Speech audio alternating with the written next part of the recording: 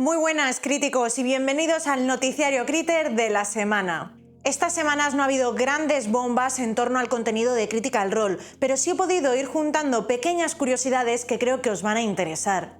Porque Taliesin por fin ha explicado cómo funciona Voler y sobre todo hemos podido desentrañar los secretos de la misteriosa producción de la C4 de Critical Role. Además, sé que a muchos os interesa cómo está funcionando el proyecto de Wizards of the Coast Dungeon Masters, así que os traigo novedades y os adelanto que no van muy bien. Y creo que al respecto se vuelve a abrir una discusión bastante importante sobre cómo están funcionando realmente los Actual Play en Internet. Vamos con las noticias. Primera noticia, Taliesin explica por fin cómo funciona Voler. La primera noticia de la semana viene de una entrevista que Taliesin concedió hace ya bastantes semanas al canal de Character Seed. Quería traerla desde hace tiempo al noticiario Critter, pero entre episodios, análisis y todo lo que estaba pasando alrededor de la campaña 4, no encontraba nunca el hueco adecuado para meterla. Y sinceramente, menos mal que la he recuperado porque hay muchísima información interesante aquí. Sobre todo si os está interesando Voler, que yo creo que sí, viendo la cantidad de comentarios que me dejáis últimamente sobre el personaje. Porque Taliesin confirma varias cosas muy importantes sobre cómo funciona Voler realmente a nivel de Dungeons and Dragons, y también sobre cuál era la idea creativa detrás del personaje desde el principio. Lo primero que explica es que Voler utiliza una subclase Homebrew creada específicamente para esta campaña 4. Y ojo, porque por cómo la describe no estamos hablando simplemente de un hechicero raro, la idea es bastante más extraña. Taliesin comenta que Voler funciona como un hechicero que es su propio patrón. Y claro, para la gente que no juega a D&D o no conoce demasiado cómo funcionan sus clases, esto probablemente nos llame tanto la atención, pero esto no es para nada común en la clase de hechicero. Normalmente, un hechicero obtiene sus poderes gracias a un pacto con una entidad externa. Es decir, hay algo más poderoso que tú que te concede magia a cambio de algo. Puede ser un demonio, un dios antiguo, una criatura cósmica, un archifey.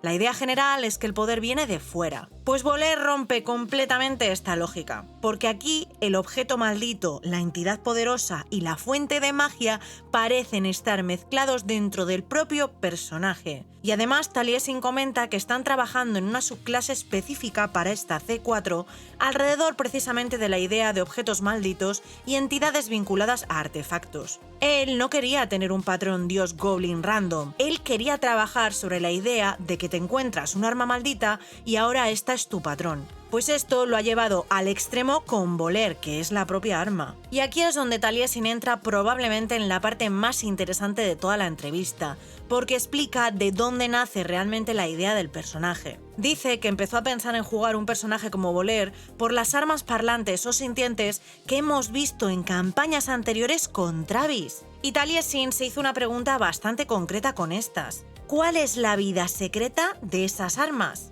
No la historia del héroe que la empuña, sino la de la propia arma. Y ahí nace Voler. Taliesin quería jugar como una cosa, no como alguien. Quería explorar la identidad desde un punto completamente distinto y hacerse preguntas sobre conciencia y qué es exactamente lo que te convierte a ti realmente en ti. Y sinceramente creo que esto explica perfectamente por qué Voler tiene constantemente ese punto incómodo incluso cuando está siendo encantador, porque muchas escenas parecen literalmente alguien intentando aprender cómo se comporta una persona desde fuera. Además, comenta varias referencias muy concretas que utilizó para construir el personaje, y aquí hubo una que sinceramente me sorprendió muchísimo: el videojuego Borderlands. Taliesin menciona directamente las armas parlantes de Borderlands como inspiración parcial para Voler. Y claro, quienes hayáis jugado bastante a esa saga sabréis perfectamente que muchas armas tienen personalidad propia, hablan o directamente parecen estar vivas. Y sinceramente, cuando dijo eso me explotó un poco la cabeza, porque he jugado muchísimas horas a varios Borderlands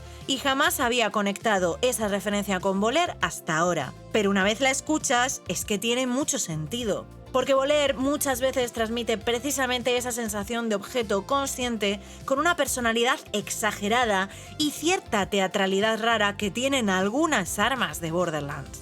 Además de esto, Taliesin comenta que una de las referencias más importantes para construir precisamente al personaje fue la película Plunkett and Maclean, concretamente el personaje del Earl of Rochester, interpretado por Alan Cumming. Os pongo imágenes en pantalla porque es loco lo mucho que se parece a Voller. Y aquí viene otro dato bastante curioso, porque Taliesin dice que Percy, en Vox Machina, también nació parcialmente gracias a esa misma película. Así que sí, aparentemente Percy y Voller comparten parte del mismo ADN creativo raro por parte de Taliesin. Y además el entrevistador de The Character Sheet estuvo bastante acertado porque también comparó a Voller con el personaje de Tim Roth en Rob Roy. Y Taliesin confirmó que efectivamente esa energía encaja muchísimo con el personaje. Y ojo, porque aquí os dejo además un dato extra bastante curioso. Alexander Ward comentó hace tiempo que originalmente llevaba una idea de personaje bastante similar a Voller para la campaña 4 y que tuvo que cambiarla durante las primeras sesiones de preparación de la campaña para que no se repitieran las mismas ideas. Y ahora me da muchísima curiosidad imaginar cómo habría sido esta C4 si hubieran coexistido dos conceptos parecidos dentro de la misma mesa. Porque viendo lo raro y particular que es ya Voller por sí solo, la idea de tener dos personajes construidos alrededor de conceptos similares podría haber sido una auténtica locura. Segunda noticia, secretos de producción de la campaña 4. La segunda noticia de la semana viene de varias curiosidades bastante interesantes que han ido soltando alrededor de la producción de la campaña 4 a través del nuevo espacio llamado Lorekeeper's Ledger. Y no soy yo con un mapa detrás de Araman conectándolo todo. ¡Ojalá! Es un nuevo apartado exclusivo de Beacon, pero que terminan publicando también tanto en X como en Instagram. Así que como lo publican también parcialmente en abierto, pues os lo puedo traer. Concretamente, en su primera edición me topé con una curiosidad que me llamó muchísimo la atención, porque explica bastante por qué algunos cold opens de esta campaña parecen encajar de forma casi perfecta con el episodio que vemos después. Y es que resulta que los cold opens no siempre se graban específicamente para el episodio donde luego terminan apareciendo. Según comentan desde la propia producción, muchas veces Brennan y el equipo graban varios cold opens por adelantado y después, cuando ya han visto cómo ha evolucionado la improvisación en mesa y qué elementos han terminado siendo importantes en el episodio principal, deciden cuál encaja mejor en cada capítulo. Es decir, no funcionan siempre como una intro grabada específicamente para el episodio 24 o el episodio 25. Muchas veces funcionan más como piezas narrativas que luego colocan donde creen que tiene más sentido una vez han visto el resultado completo del episodio. Y la verdad es que tiene mucho sentido, porque hay varios cold opens de esta campaña que conectan muchísimo con los temas del episodio principal o con revelaciones concretas que ocurren después. Y muchas veces daba la sensación de que era demasiado exacto como para estar totalmente planificado desde el principio. De ahí muchas acusaciones del eterno debate de si Critical Role tiene guión. Pues ahora sabemos que realmente hay bastante trabajo de montaje detrás, y aquí se nota mucho la experiencia de Brennan, porque esto creo que es cosa totalmente suya por el tipo de historias que ha llevado a Dimension 20 y de guionista que es. Y además de estos detalles de producción, también salió bastante información curiosa sobre el trabajo del maquetista de la campaña 4 y sobre cómo están diseñando los mapas y escenarios físicos de esta campaña. Este se llama Kio Leisval y explicó varias cosas muy interesantes sobre cómo Brennan está planteando el combate en esta campaña. Por ejemplo, comenta que Brennan quería que el arco de los Skimmers tuviera mapas más pequeños, más modulares y más abiertos a la improvisación y movimiento libre. Justo lo contrario a algunos combates más enormes y cinematográficos que habíamos visto anteriormente con los Seekers. También explica que Brennan quería aprovechar el tono más sandbox y urbano de Dol Maquiar para que los personajes tuvieran varias formas distintas de afrontar cada situación. Por eso, muchos mapas tienen múltiples entradas con caminos alternativos que permiten tanto la infiltración como el combate directo. Mencionan específicamente como ejemplo el mapa de las alcantarillas y comenta que lo diseñó inspirándose parcialmente en juegos como Assassin's Creed o Hitman. Juegos donde el espacio está pensado para darte varias rutas posibles y donde el propio movimiento dentro del escenario forma parte importante de la experiencia. Y una vez lo lees, tiene mucho sentido con cómo están funcionando los encuentros de los Skimmers, porque los combates de esta mesa muchas veces se han sentido menos encuentro cerrado de Dungeons & Dragons y mucho más problema abierto dentro de una ciudad totalmente viva.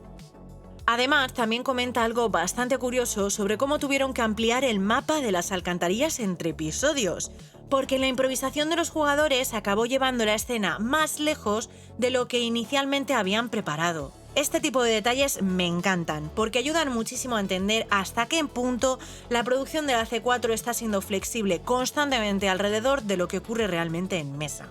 Y ojo, porque aquí os quiero preguntar algo directamente a vosotros. El maquetista tiene hasta un Instagram dedicado exclusivamente a las minis, mapas y escenarios de la campaña 4. Y sinceramente, necesito opinión de la gente que controla de modelismo y Warhammer, porque hay algo visualmente en algunas minis de esta campaña que a mí me chirría un poco y no termino de identificar exactamente qué es.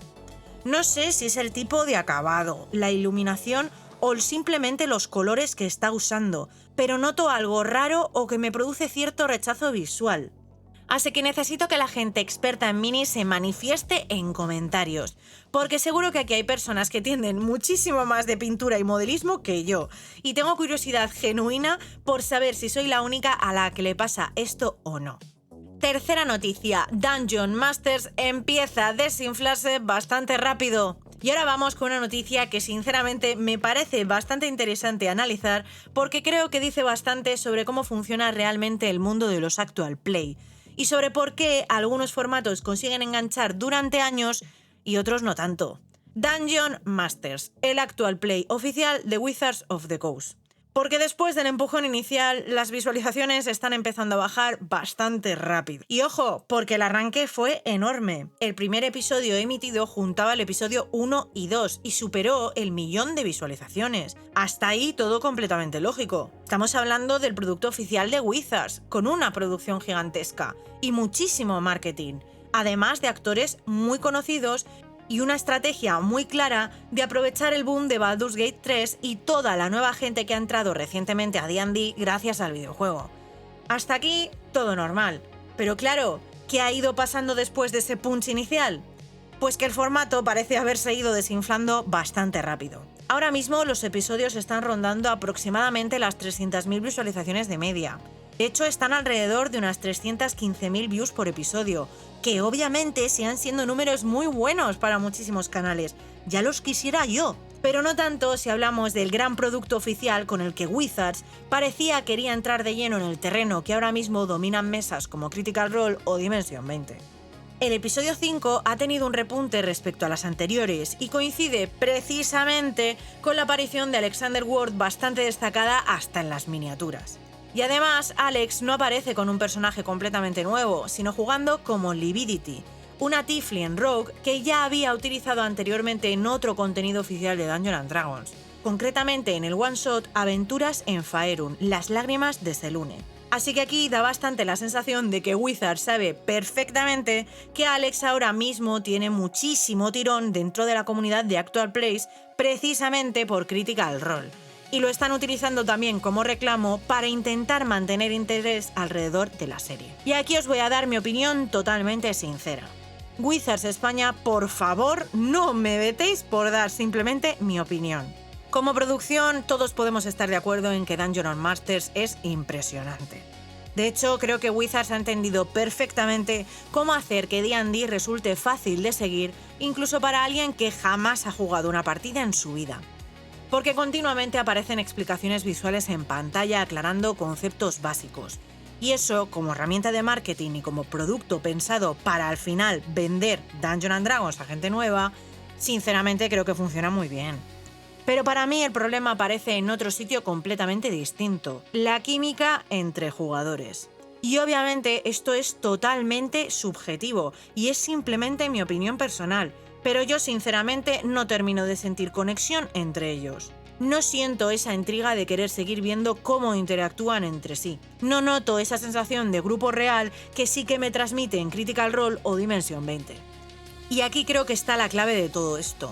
Porque al final lo que hace funcionar un Actual Play no es solamente tener buenas cámaras con actores famosos y muchísimo presupuesto. Eso ayuda, claro. Pero lo que realmente engancha durante años es que el espectador quiera pasar tiempo viendo a ese grupo concreto de personas interactuar entre ellas, como si fueran tus propios amigos. y eso es mucho más difícil de fabricar. De hecho, creo que Dungeon Master se siente muchísimo más como un producto diseñado para venderte D&D que como una aventura entre amigos que simplemente está siendo grabada. Y ojo, esto no significa que esté mal hecho. Técnicamente me parece una barbaridad. Además, cuando tienes poco tiempo para seguir Actual Plays, llega un momento donde tienes que elegir. Y seguir todas las mesas grandes actuales es directamente imposible. Así que si una experiencia se siente más como un vendejuegos muy producido que como una historia donde realmente te interesan los personajes y sus relaciones, pues mucha gente acaba priorizando otras campañas. A mí personalmente no me termina de interesar la historia del grupo porque no noto una conexión fuerte entre ellos. No siento todavía que exista esa complicidad natural que sí tienen otras mesas después de convivir muchísimo tiempo jugando juntas. Y esto no significa que sean malos actores ni muchísimo menos. Simplemente creo que, al menos de momento, no han terminado de conectar como grupo de una manera especialmente potente. Y creo que eso se está empezando a notar bastante en cómo evoluciona la audiencia después del hype inicial. Porque una cosa es conseguir que alguien entre a ver el episodio 1 gracias al marketing a Baldur's Gate 3 o a mera curiosidad inicial.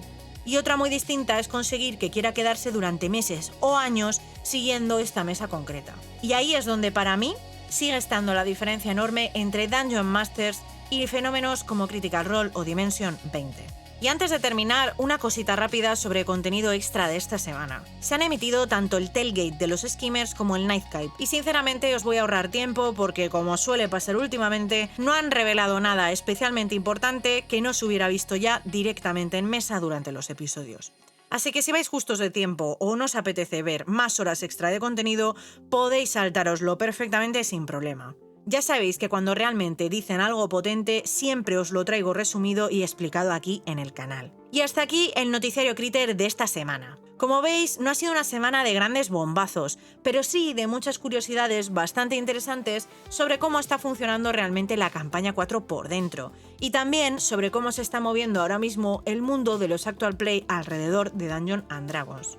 Así que quiero saber qué opináis vosotros sobre todo esto. Sobre todo al respecto de dos cosas. ¿Qué os parece toda esta locura conceptual alrededor de Voler? Y si vosotros también notáis esa falta de química en Dungeon Masters o soy yo viendo fantasmas. Os leo como siempre en comentarios. Y si os gusta este tipo de contenido, ya sabéis, suscribíos y dadle like o haced un super thanks, que ayuda muchísimo al canal. Nos vemos el domingo con el resumen completo del arco de los Skimmers.